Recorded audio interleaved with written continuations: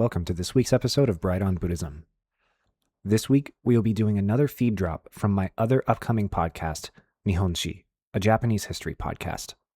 Today's episode goes in-depth into an event in history that we already actually covered on Bright on Buddhism back in 2022, the assassination of former Japanese Prime Minister Shinzō Abe. This episode will go further into the historical context behind the assassination, and will give more details that have since come to light about the circumstances leading up to it. We hope you enjoy.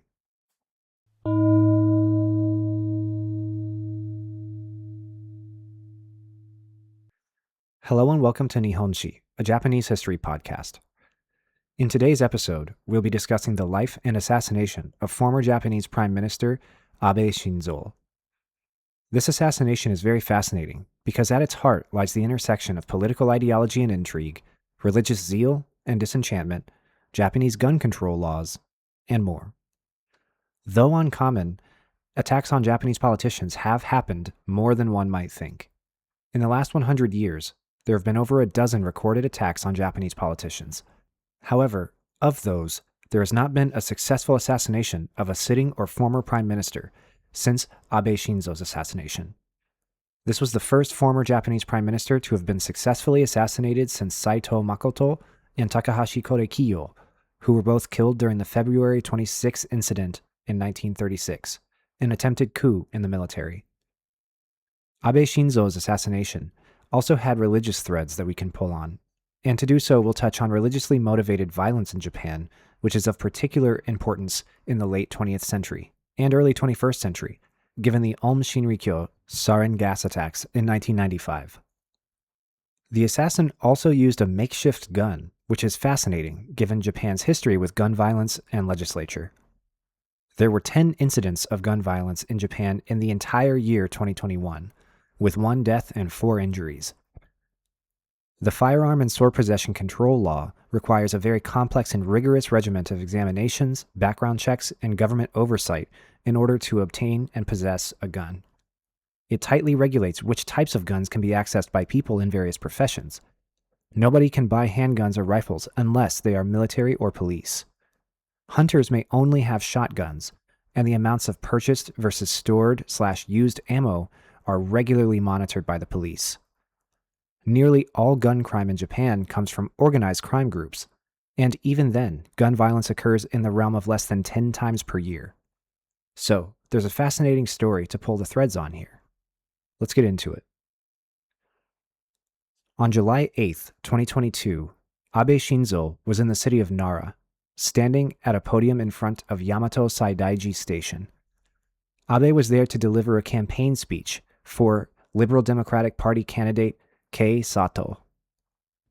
At 11:10 in the morning, the candidate began to speak. At around 11:30, Abe stepped up to speak.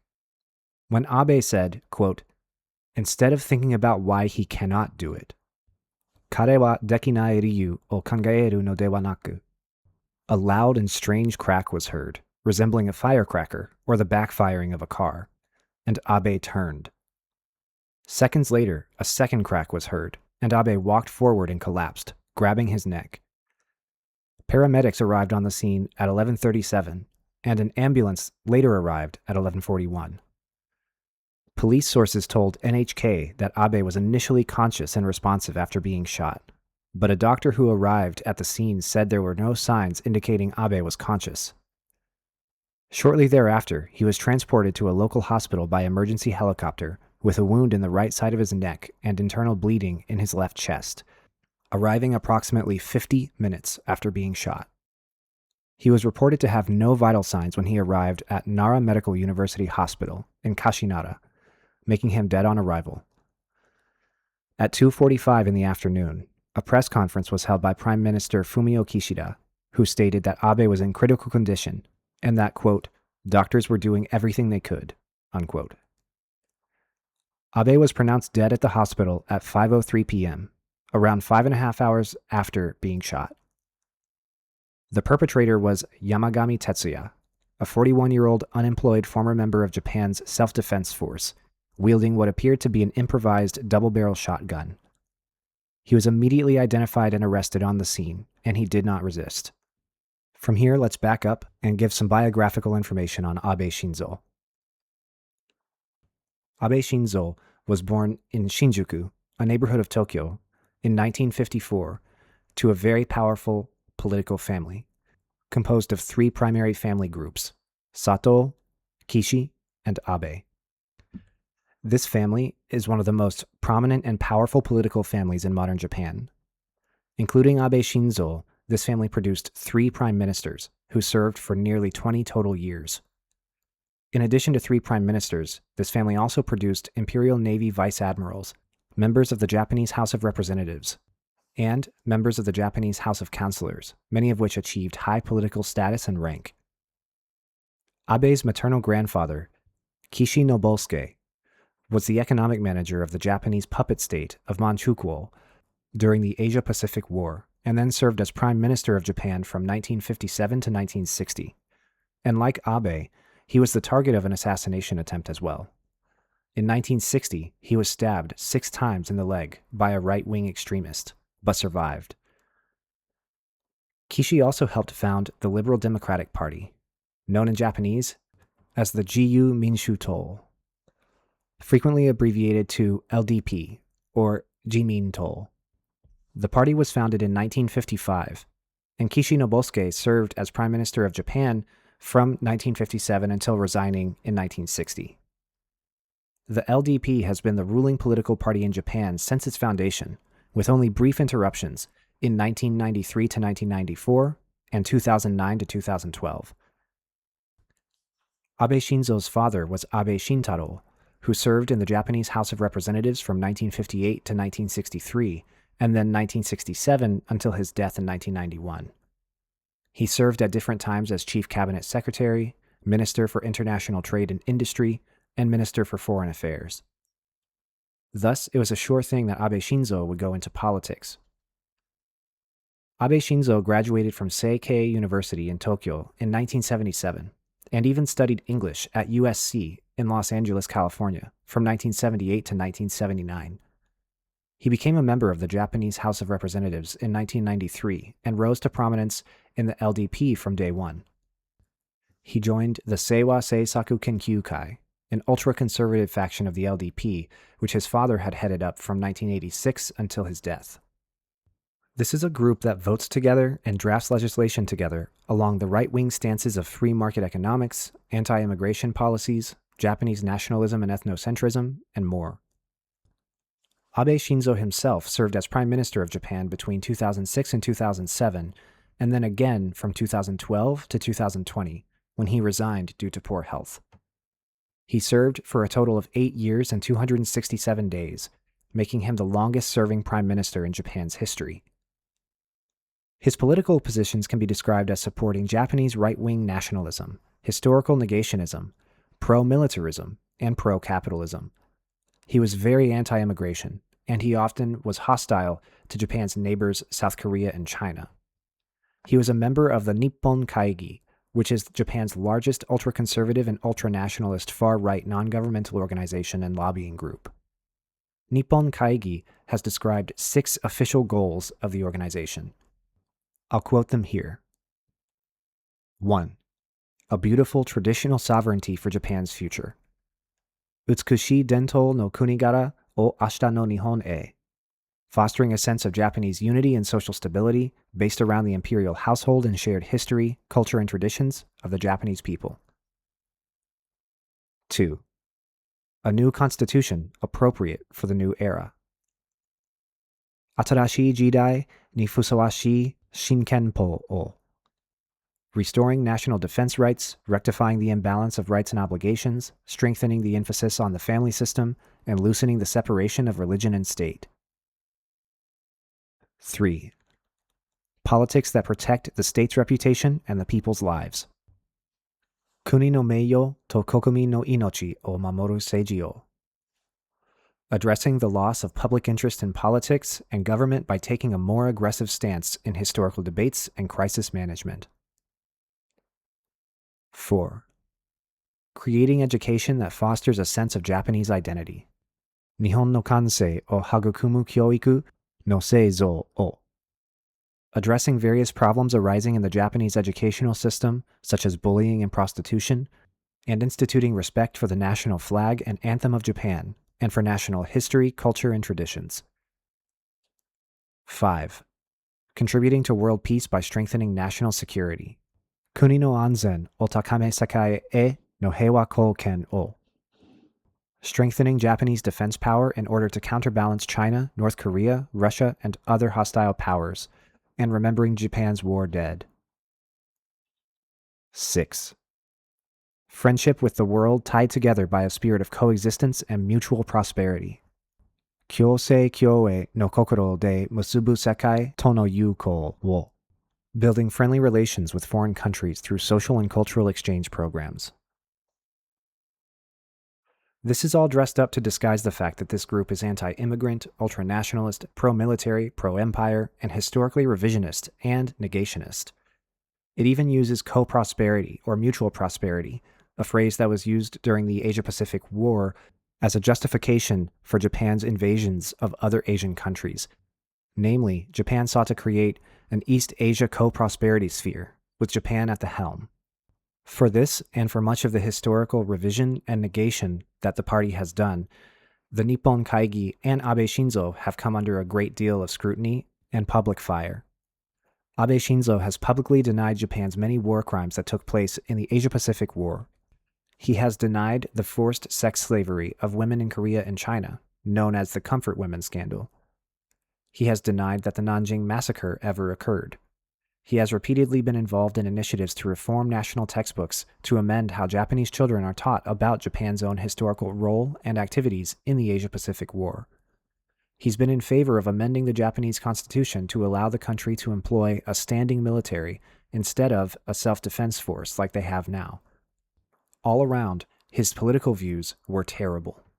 It's hard to talk too much about his views and those of the LDP and the Nippon Kaigi because I hate them, and they're wrong. The Japanese military did force comfort women into sex slavery. The Nanjing Massacre did happen, and revising the textbooks to erase that history is fascist. Moving on from the politics, we can get into the religiosity of it all. Abe's family, going all the way back to Kishinobosuke, has been involved with the Unification Church. This is a new religious movement that actually originates in South Korea, and is known in Korean as the Tongilgyo, and in Japanese, Sekai Heiwa Toitsukate Rengo. This group with the really long name I just read is known in English as the Family Federation for World Peace and Unification. These are all just different names for what we're going to be calling the Unification Church for the purposes of this episode. This group may also be colloquially known as the Moonies, after their founder, Sun Myung Moon, a self-proclaimed messiah and political activist. This Christian-leaning cult group is known for their giant collective wedding rituals and for regarding Sun Myung Moon and his wife, the current acting leader Hak Ja-han, as their true parents, instead of their actual biological parents. The group has two holy texts. The first is the Christian Bible. The second is a holy text that Moon himself wrote for the church, called the Divine Principle, and in it he argues that his homeland of Korea is the Atom country, and is home of a race of rulers destined to control the world. Japan is the fallen Eve country. The dogma teaches Eve had sexual relations with Satan and then seduced Adam, which caused mankind to fall from grace, and is the nature of original sin. However, in the text, Moon claims that he himself was appointed to bring mankind to salvation. Japan and its people must therefore be subservient to Korea and its people.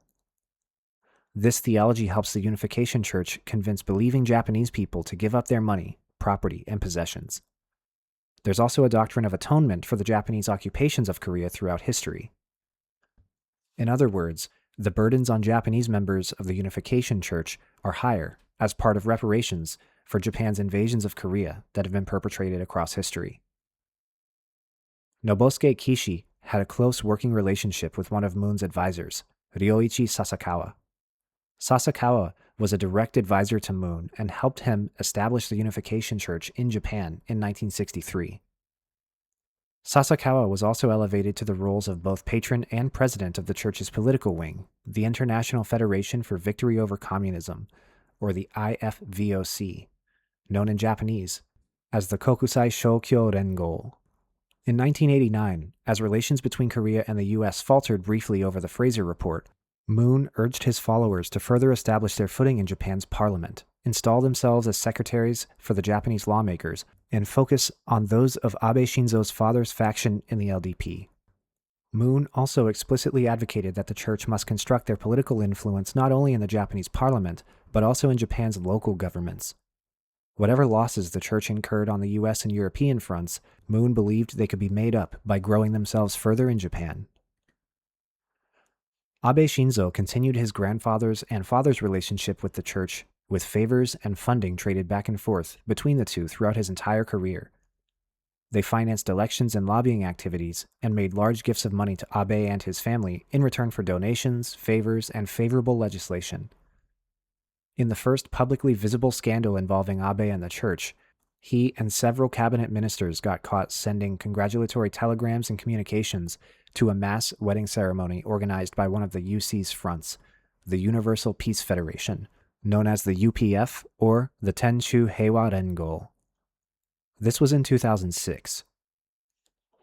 Later, in 2021, the chairman of the UPF in Japan, Masayoshi Kajikuri, invited Abe to a church rally where Donald Trump would also be speaking, and he attended. Afterwards, Abe was recorded sharing his feelings of joy and fervor at being present at a UC event in statements to Masayoshi. Abe was deep in the church. He was similar in some ways to a Tom Cruise figure from Scientology. It was sort of like an open secret prior to his assassination. Everybody pretended they didn't know, but Abe never really hid it either, and there was not much recourse for anybody to do anything about it, given the rights to freedom of religion guaranteed in the Japanese Constitution and the lack of enforcement arms to hold politicians accountable for these actions. What we should not ignore is that the actions of the Unification Church are horrific. Stephen Hassan, a former member who now helps deprogram UC members, reports that 70% of their wealth comes from what he calls spiritual sales, or reikan shouho. These involved UC members scanning obituaries and public death records, going door to door, and saying, "Your dead loved one is communicating with us, so please go to the bank and send money to the Unification Church so your loved one can ascend to heaven in the spirit world." This creates the initial relationship with the church, and then they keep offering more and more and moving the goalposts further and further as time goes on, until somebody becomes a full member. In order to participate in the mass weddings, which is the highest honor in the church, Japanese followers need to successfully bring 3 more people into the church, fulfill a certain quota of fundraising by selling the church's merchandise, undergo fasting for 7 days, and pay an appreciation fee of 1.4 million yen, or nearly $10,000 US. As I said, this group is essentially Japanese Scientology. It has some nonsense fake quasi-Christian theology, but the real bread and butter is the pyramid scheme. Money, property, and possessions from the marks flow upward, and brief BS honors, favors, and rituals flow down. Poor and uneducated people are taken advantage of, coerced, and exploited, and the Moon family and the church leadership makes out like the thieving scum that they are. This is all textbook cult behavior. Seek out somebody who is in a fragile emotional state or who is underserved in some way, offer them something abstract and unprovable, but nevertheless attractive for a price, and then, when they pay it, you keep offering and keep leading them along and take all of their money, property, and possessions. If at any point somebody wakes up and tries to get out, the group acts as its own enforcement, and any number of things can be done to a person. For one, it's impossible to get out, because they own all your money, property, and possessions. But on the other hand, everybody else in the group who hasn't woken up is taught to think of people who have as the enemy. So people who you previously thought to be your friends and your community will turn on you and harass, abuse, extort, and attack you until you fall back in line. Ask yourself how many people and how many groups do that in the US and get away with it, and how many of them ever actually face any consequences. So why does any of this Unification Church stuff matter? Because they got Yamagami Tetsuya's mother, Yamagami Ako allegedly became a member of the Unification Church as early as 1991, when Yamagami Tetsuya himself was just 11 years old. In his testimonies and letters that have come out since the assassination, he has claimed that he was driven by a grudge against the Unification Church for ruining his family's finances, his relationship with his mother, and his own life. He even suggested that he had intended to get Hakja Han, but he couldn't get close enough to her. To this very day, Ako is a church member. She's tried to visit Tetsuya in jail, but he refuses her visits. So, who is Yamagami Tetsuya? Tetsuya was born in 1980 in Mie Prefecture to wealthy parents with a family construction business. The family soon moved to Higashi Osaka, a neighborhood of the city of Osaka, and that is where he went to high school. His family experienced a number of deaths when he was younger. His father committed suicide when he was only 4 years old, and his brother died of lymphoma in 2012. When his maternal grandfather died early in his youth, his mother inherited the construction business, and due to her longtime membership with the Unification Church, all the money and holdings of the company were eventually given over to the church, to the point that for most of Tetsuya's life, the family was very poor. He never really knew what he wanted to do with his life, and he was very quiet and often described as reserved and jaded. He and his siblings never attended college due to his family never having the money to afford it. So in 2002, after graduating and bouncing around for a bit, he joined the Japanese Self-Defense Force and stayed there until being discharged in 2005. While he was there, he allegedly attempted suicide to get a life insurance payout for his siblings, who were in dire financial straits, given that his mother was just shoveling all of their money into the Unification Church. After leaving the Self-Defense Force, he worked lots and lots of jobs, never staying at any single one for more than about 6 months, and he eventually stopped working entirely and was unemployed at the time of the assassination. His mother, Ako, had given the church about 100 million yen, or 720,000 American dollars. In addition, she had given them over a parcel of land that she had inherited from her father, and she had even given them the house where Tetsuya and his siblings had grown up. In 11 years, from 1991 to 2002, their family went from being wealthy from the construction company to being completely bankrupt. However, even after declaring bankruptcy, Ako still donated to the church. So, we have a man who is a victim of ultra-conservative Japanese ideals, a man for whom free market economics and patriotic militaristic fervor had failed. We have a man who was left behind by his family and felt that he was left behind by his society, his government, and his country. Then, on the other side, we have a very public, very influential, and very vocal advocate for the politics, the ideals, and the groups that Tetsuya felt personally victimized by. It isn't hard to imagine Tetsuya unemployed, lonely, poor, and alone since his father killed himself and since his mother neglected him and his siblings in favor of this maddeningly crazy and cartoonishly evil cult, looking for somebody to blame for the way his life was. As mentioned before, he suggested that he wanted to get after Hakja Han, the acting leader of the church, but he couldn't get close enough. Plus, although she's culpable for all of the horrible things that the UC has ever done, she's not the face of the UC's activities in Japan in particular. The living face of the UC agenda, the UC group, and the UC ideology in Japan at the time was, in Tetsuya's mind, Abe Shinzō. So that was his target. But how would he do it? Japan has some of the strictest gun control laws in the world. The Firearm and Sword Possession Control Law, passed in 1958, outlined the conditions and requirements for gun use and ownership in Japan. The law requires a very complex and rigorous regimen of examinations, background checks, and government oversight in order to receive a gun. It takes a very long time to go through this gauntlet. Even active self-defense force members are rarely allowed to have guns. The law tightly regulates which types of guns can be possessed by people in various professions. Nobody in Japan can buy, sell, or possess handguns or rifles unless they're active members of the self-defense force or the police. And when they do, they buy them from the government, who monitors and regulates their use, distribution, ammunition, and more. In rural areas where hunting for sport or for subsistence takes place, there's only a small exception. Hunters may have shotguns, but the amounts of purchased versus stored/used ammo are regularly monitored by local police to make sure that the government knows where the ammo is going. Nearly all gun crime in Japan comes from organized crime groups, and even then, shootings or gun violence occurs in the realm of less than 10 times per year in the country. So, Tetsuya simply could not get a gun. It would take too long, and it may not even come through at the end of all that work because he was no longer an active member of the self-defense force. So, he resorted to improvising his own gun. He apparently started buying materials needed to make guns and gunpowder in 2021, learning how to make them from watching YouTube videos.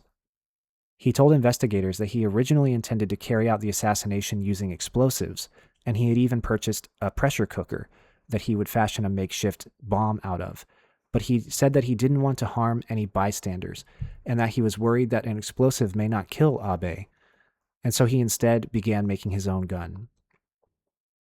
The gun was about 15 inches long, made from 2 barrels duct taped together, and the gun was fired by a battery igniting the gunpowder with an electric current. Tetsuya even revealed that he tested the guns in the mountains in Nara Prefecture by firing at wooden and aluminum targets. Once he got a working design and went to the Yamato Saidaiji station on that fateful day, the rest was history. Since the event, Yamagami Tetsuya has been described as one of the most effective political assassins in recent history. Not only did he actually kill his target, which is relatively rare among assassins, but his actions also had the opposite effects from what you might think. In the US, the conservative government has a number of common plays for how they spin events.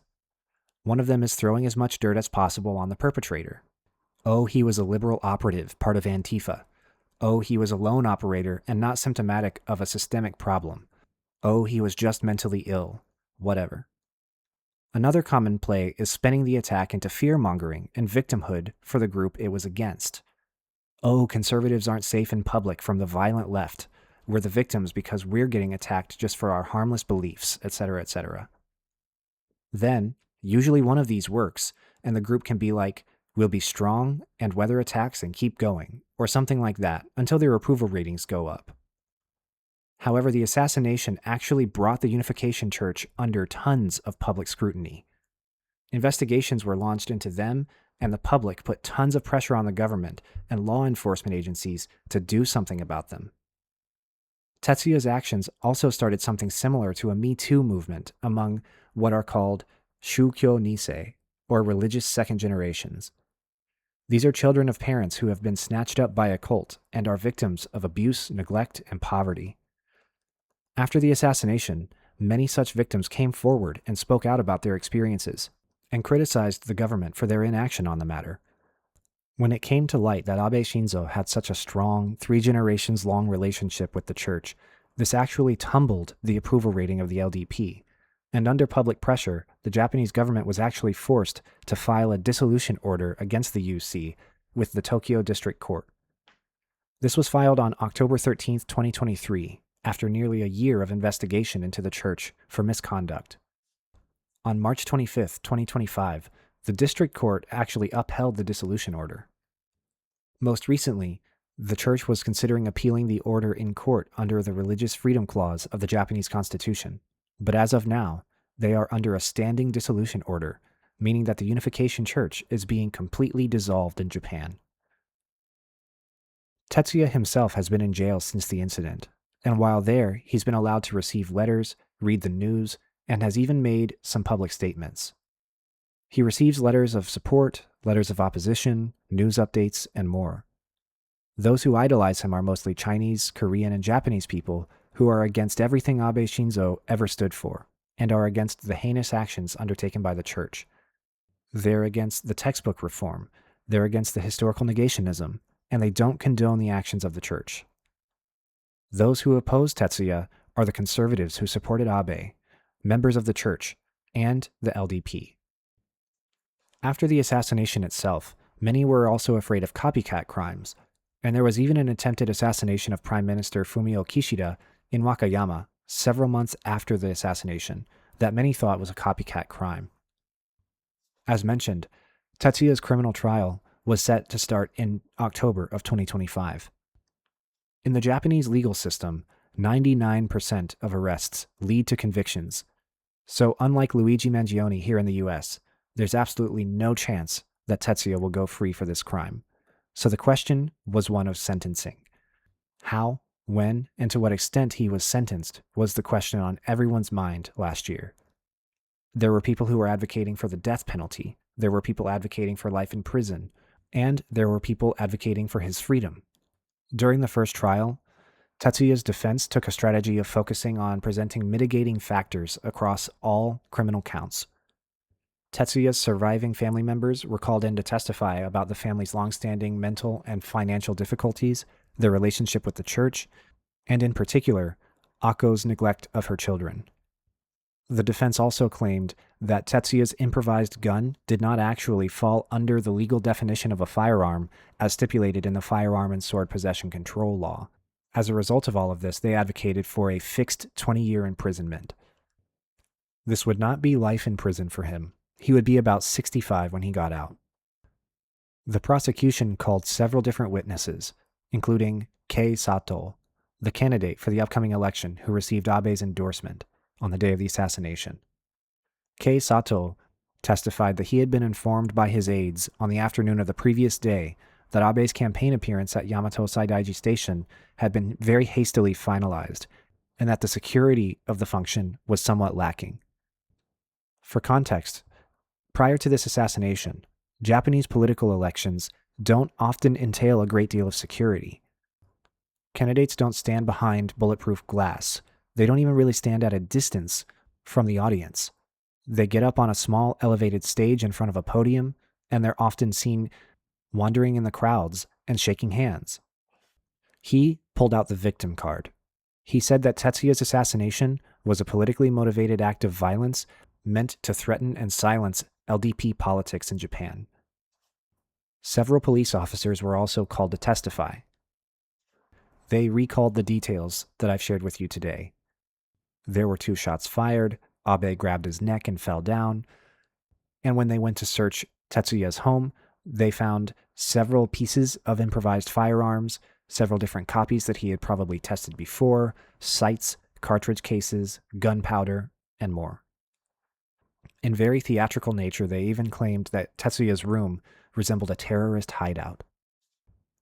On January 21st, 2026, Tetsuya Yamagami was sentenced to life in prison. While Tetsuya himself seemed to have accepted the sentencing, his family members and his defense lawyers did not approve, and in February 2026, his lawyers filed an appeal with the Osaka High Court.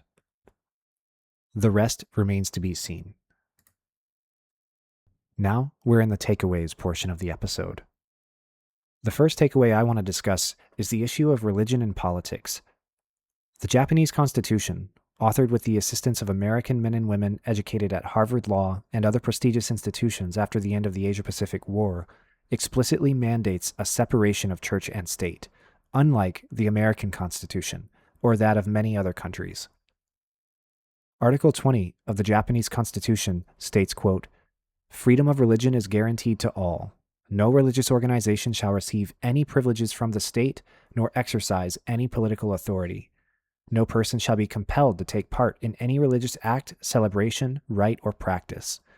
The state and its organs shall refrain from religious education or any other religious activity." Unquote. This language is hardly vague. The command, "No religious organization shall receive privileges from the government nor exercise political authority," clearly states that the government must be entirely secular and religious institutions must have no political power or influence over politicians whatsoever. We could sit here and we could argue about what constitutes a privilege and how we define a religious organization, but that argument would be in bad faith. The fact of the matter is that the government cannot be involved with a religious institution of any kind. However, unfortunately, the reality is quite different, and this is a bit of a constitutional crisis. During his career, Abe Shinzō caught lots of bad press for his involvement with the Unification Church and also for his annual visits to the Yasukuni Shrine, because those involvements were clear violations of the very obvious and clear language of the Constitution. Unfortunately, Abe was not the only one guilty of this. The most popular new religious movement in Japan, and potentially worldwide, Soka Gakkai, also has a political party under its organizational umbrella called the Komeito, and they possess 27 out of 248 seats in the House of Councilors, 24 out of 465 seats in the House of Representatives, and many more local government seats. They vote in coalition with Abe's party, the LDP. This subject is not meant to weigh on the judgment of whether the assassination was right or wrong, but conservative politics and religious influence are two very strong themes of the story, and it wouldn't be right not to address the constitutionality of the issue. The next point has to do with hikikomori, or Japanese male shut-ins. Many in the media and in politics who tried to discredit Yamagami Tetsuya after the assassination diagnosed him as a mentally ill hikikomori who acted out of his own depression and misplaced hatred of himself. I'll not say one way or the other whether I think that Tetsuya was what we could call a hikikomori, but I would like to discuss what that word means and who hikikomori are for the sake of you, the listener, forming a more informed opinion. The word hikikomori is a compound of two verbs.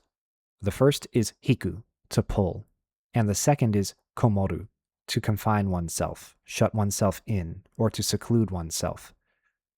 The whole word thus translates to something like the state of pulling inward or being secluded. This word is generally used to describe male adolescents and adults in Japan who withdraw and seclude themselves away from social life.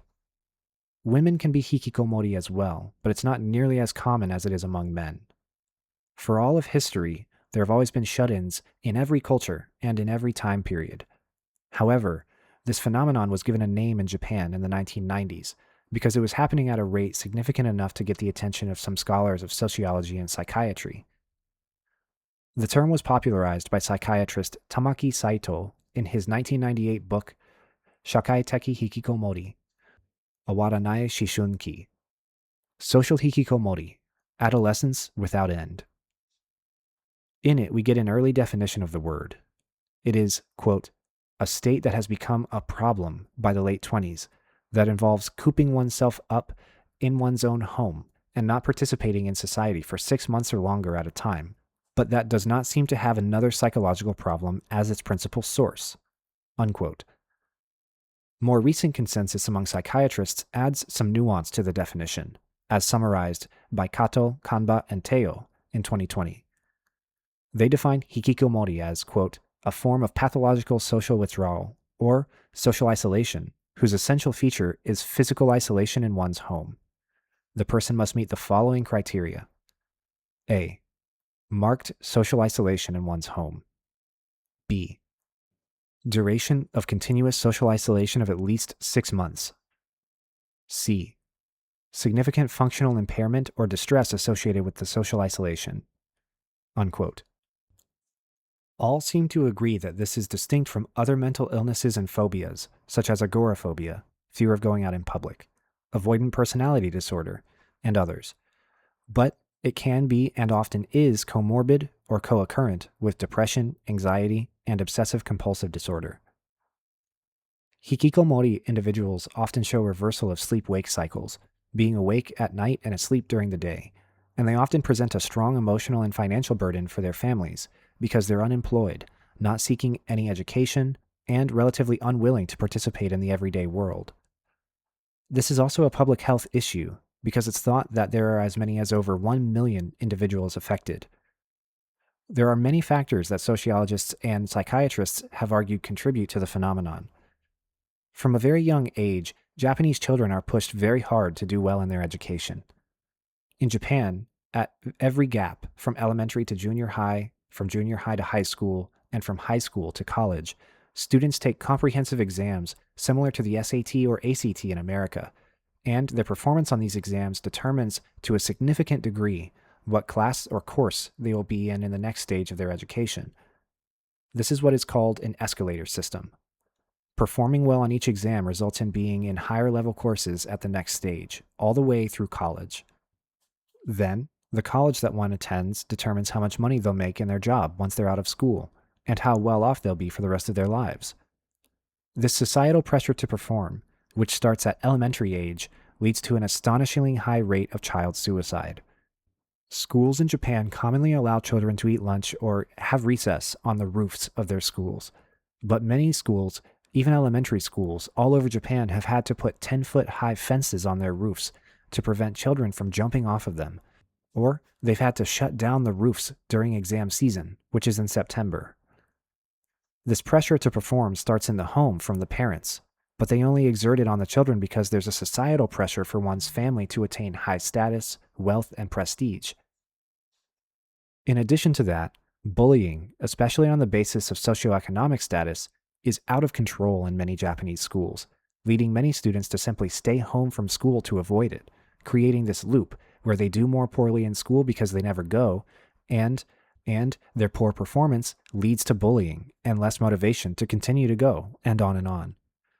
Futoko, or school non-attendance, is often an initial stage of becoming a hikikomori. Even if a student gets through this gauntlet of the escalator school system, then they get a good job, and they run into Japanese work culture, which is its own monster. In Japanese work culture, you're expected to work your very hardest all the time for your boss.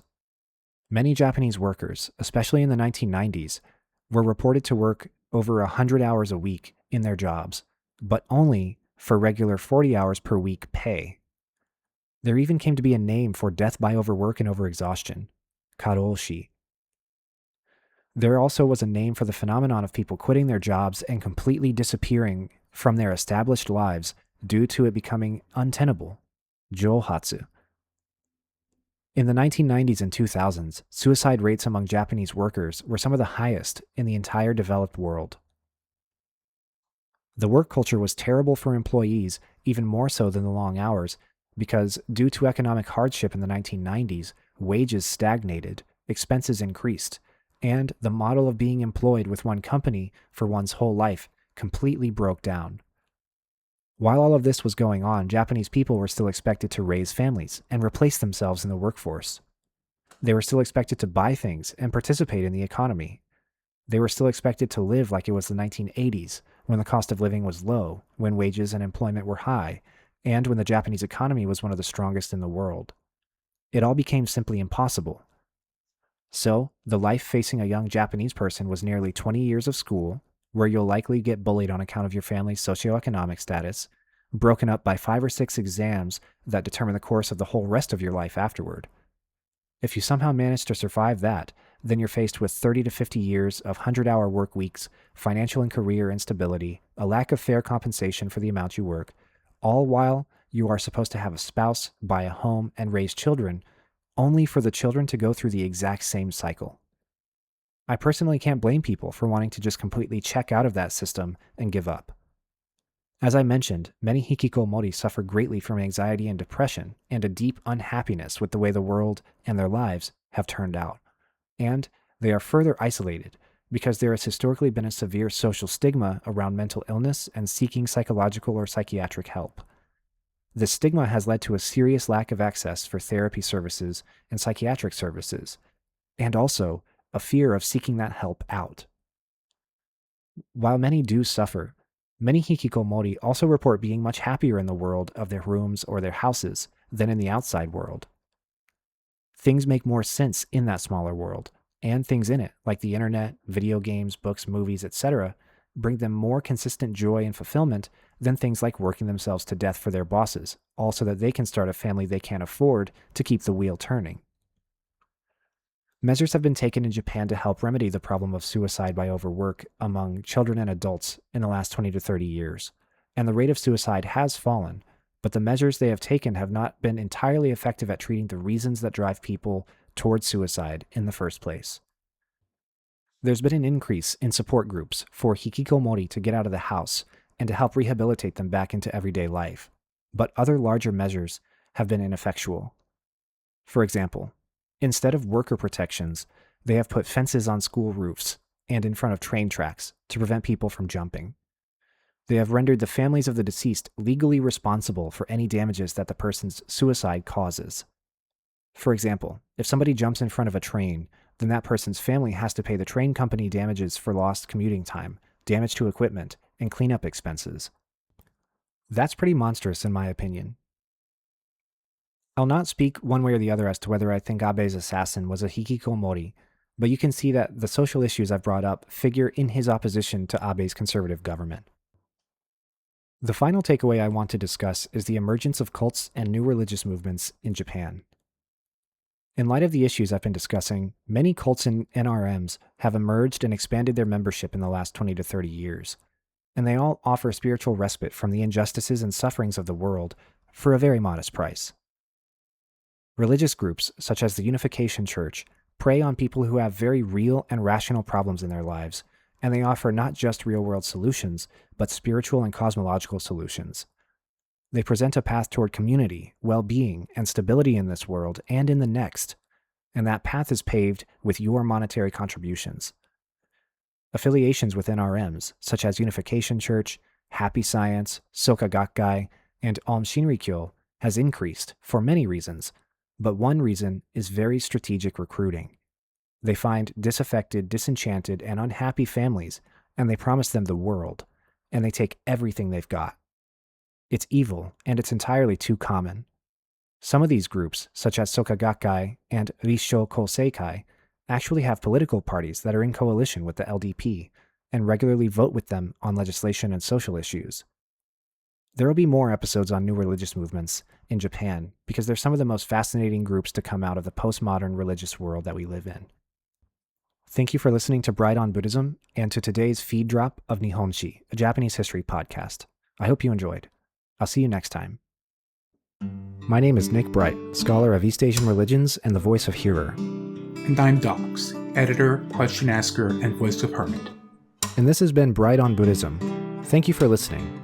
If you like our podcast or if you have any questions that you'd like us to discuss, we'd love to hear from you. Please consider leaving a comment, review, or subscribing. You can also reach us by email at bright.on.buddhism@gmail.com. As always, citations and resources for this episode can be found in the show notes. Thank you.